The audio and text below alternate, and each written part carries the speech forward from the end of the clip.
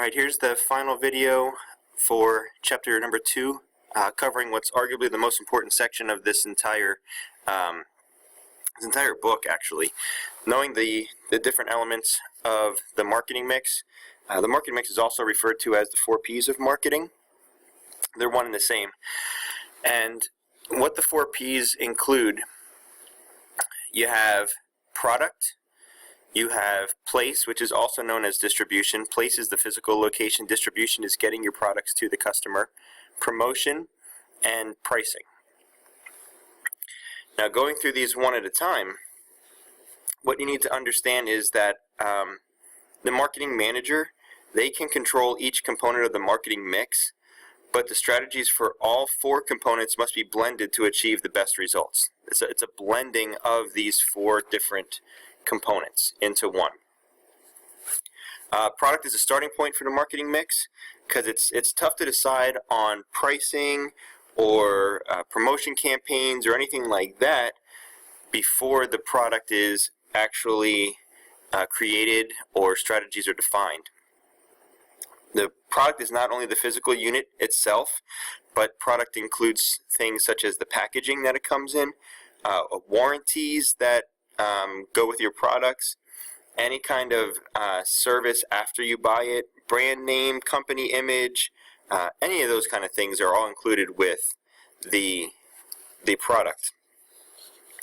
Products can be tangible goods or they can be intangible services, right?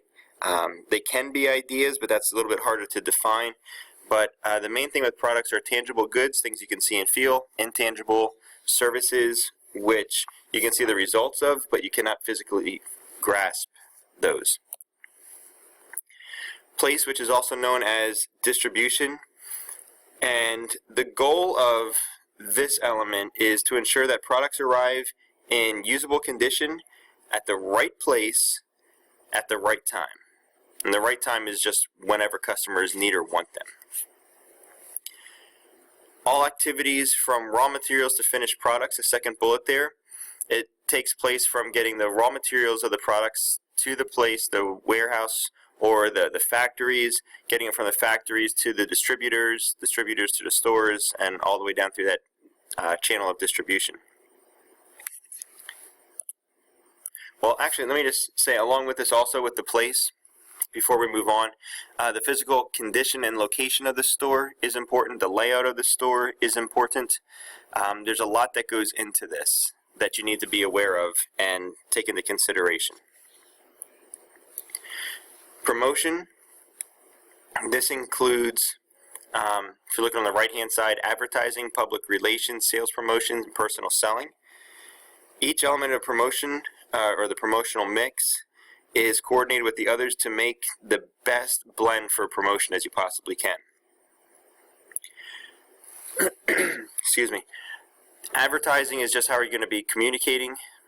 Public relations, also called PR, is keeping a good image with the public and society. Sales promotion is incentive to buy or try your product. This could be coupons, sales, markdowns, free samples, contests, lots of different things that you can do there.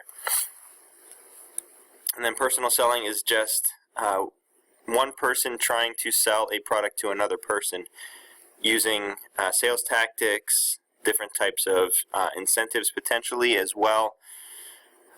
So personal selling is something that some people are very, very good at, and others it's just not meant to be for them. Lastly is price.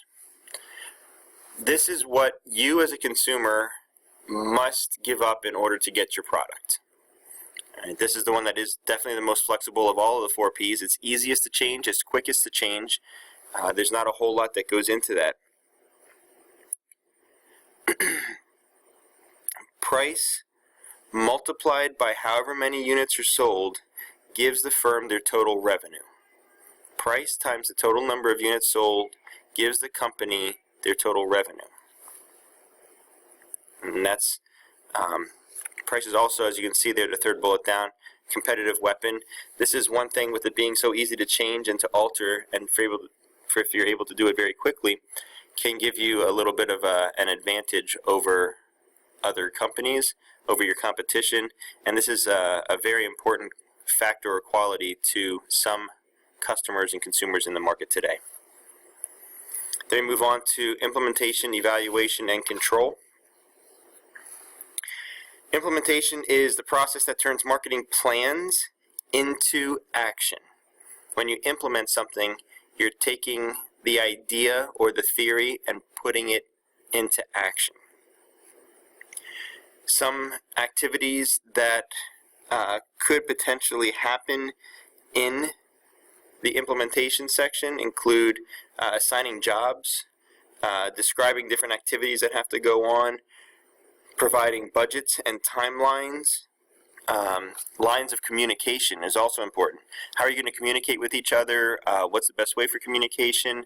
And put those into place as well. The way the book refers to implementation is essentially doing what you said you were going to do. It's following through with what you said you're going to do. However, many organizations repeatedly experience failures in the implementation and the strategy in the implementation as well. Okay, it's easier said than done, in other words. Evaluation and control. Once things are put into place and things are put into action, how are you going to be able to evaluate whether or not it's successful? Who's going to be able to control the evaluation process? Who's going to be in control of how things operate and run with all of this as well? Marketing audit also is just to make sure things are going right, things are handled right, things are done properly. And that's something that can be done as well to make sure everything is in place. Once the audit is done, there are 3 main tasks that need to be accomplished yet. Number 1 is to make recommendations, find out where there were some shortcomings. You'll know your strengths and what you did well, but you also need to know about your weaknesses and any opportunities that are out there and be able to act upon those. Ensure that the role of the audit has been clearly communicated. This goes back to going with the implementation with timelines and also the communication. Make sure everybody who needs to know the results, and make someone accountable for implementing the recommendations. So once everything is done and you can make potential recommendations for the future and moving on, who is going to be responsible for that? Who's going to take responsibility for that to make sure that those new plans get implemented? It's not a one and done deal. You got to make sure that you are continually changing and improving upon your marketing plan, your products, your marketing mix in general.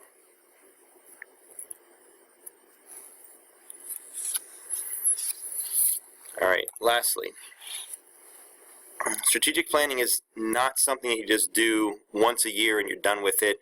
As I mentioned, it's an ongoing process. It's something that needs to be continually brought up and brought to people's attention. Because your external and even sometimes your internal environment is continually changing, but mainly the external environment is continually changing.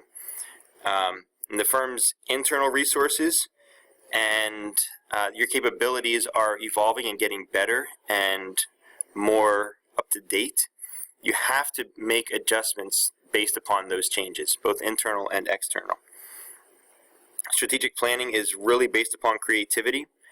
Assumptions about the firm and the environment should always be challenged and pushed, and new strategies have to be established so that you can keep whatever kind of competitive advantage you might have. And lastly, the support of management and their participation is a vital component to having successful strategic planning. It's very, very important. Lastly is the Nederlander organization video here. I would recommend that you open up the PowerPoint file in D2L, click on the link, watch the video. It's good. Now lastly, just a reminder, please make sure that you are doing the online portion of the test by Monday night at 11:30. It needs to be completed by 11:30 p.m. I will be in my room Monday morning. If anybody is interested, starting at 7:30, you're more than welcome to come in and ask any questions, or even just have a quiet place to study. All right, have a good weekend. Go Broncos.